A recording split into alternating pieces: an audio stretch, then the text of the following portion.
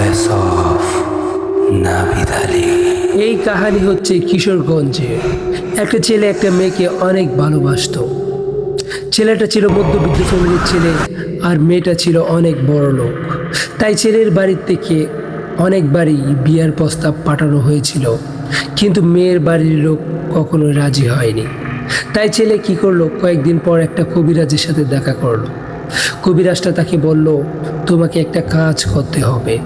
সেই কাজটা হচ্ছে কি, অমাবস্যার দিন রাতে চিতাশিল থেকে এক মুষ্টি মাটি নিয়ে আসতে হবে, এবং কি ওই দিন যেন কোনো মেয়েকে জ্বালানো হয়।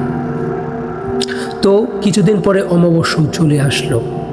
তখন ওই দিন আরও কিছু মেয়েকেও চিতাশিলে জ্বালানো হয়েছিল।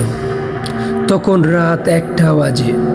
ছেলে তার সাইকেল নিয়ে সে ছুটে পড়ল চিতাশিলের উদ্দেশ্যে। তো আস্তে আস্তে সে অনেক দূর চলে আসে।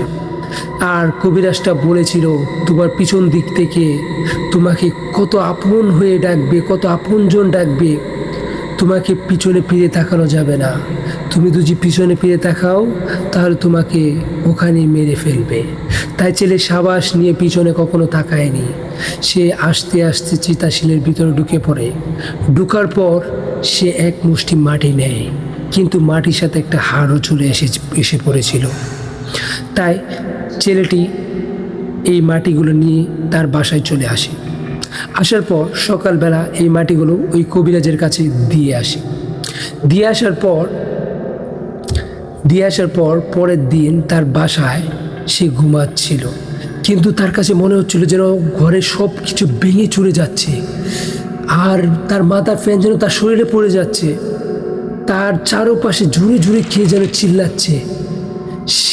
তার মাথা পাগল হয়ে যাচ্ছিল, কিন্তু সে আস্তে আস্তে তার খাওয়া দাওয়া বন্ধ করে দিচ্ছিল, আর সে আস্তে আস্তে ডিপ্রেশনে চলে যাচ্ছিল। সে আস্তে আস্তে দিন যতই যাচ্ছিল সে আস্তে আস্তে চিকন হয়ে যাচ্ছিল। যেতে যেতে 7 দিন পের হয়ে গেল। 7 দিন পরে সে মারা গেল। মারা যাওয়ার পর তার মা এইসব ঘটনা জানতে পারে। জানার পর তারা এই কবিরাজকে তালাশ করে, কিন্তু ওই কবিরাজকে আর কখনো ফিরে পায়নি। তো ভাই, আপনাদেরকে আমি একটা কথাই বলবো, যে আপনারা কোনো কিছু পাওয়ার জন্য এত বড় রিস্ক নেবেন না। ভাই, ছেলেটি এত বড় রিস্ক নেওয়ার পরও কি ওই মেয়েটিকেও পায়নি, আর সে মারা যায়। তার জন্য আফসোস হচ্ছে। আর ওই কবিরাজ কোথায় যেন গায়েব হয়ে যায়।